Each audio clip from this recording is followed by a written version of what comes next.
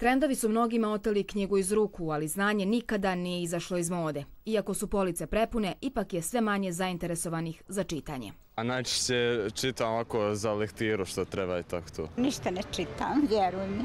Ima baš dosta knjiga ovdje u biblioteci i baš dosta lijepih naslova. Recimo Daniela Stil je baš lijepe knjige.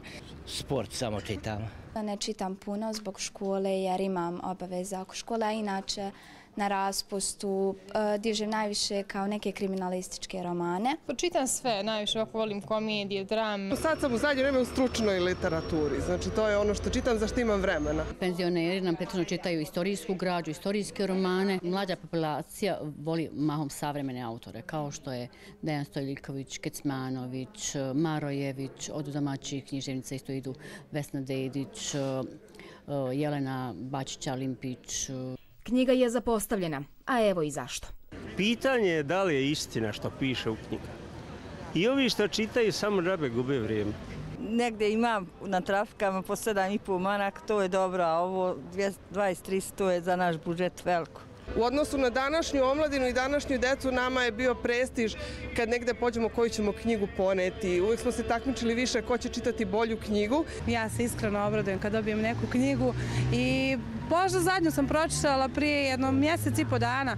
Isto sam je dobila na poklon i pročitala sam je, isto tako sam se obradovala. Knjiga nije roba, ali izgleda da nije ni u trendu. Oni koji ne čitaju pravdaju se time da knjiga oduzima previše vremena, ali i da je prevaziđena. Međutim, ni to nije sve. Ne čitaju čak ni oni čija je to obaveza, najprije studenti i đaci.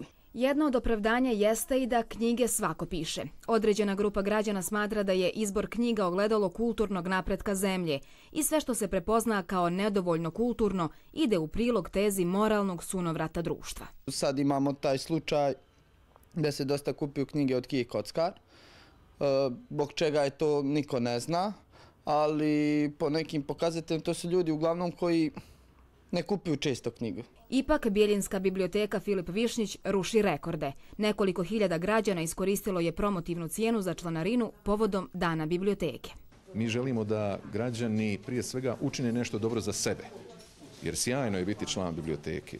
Treba čitati, obrazovati se, svako mora sebi posvetiti najviše pažnje kada je riječ o obrazovanju.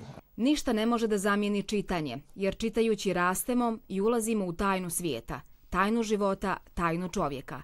Knjiga je jedinstveni oblik prenosive magije. Ako zapostavimo čitanje, ako zapostavimo knjigu, obrazovanje, onda nema napretka te nacije i tog naroda. Obrazovanje je ono što treba svakom narodu i svakoj naciji.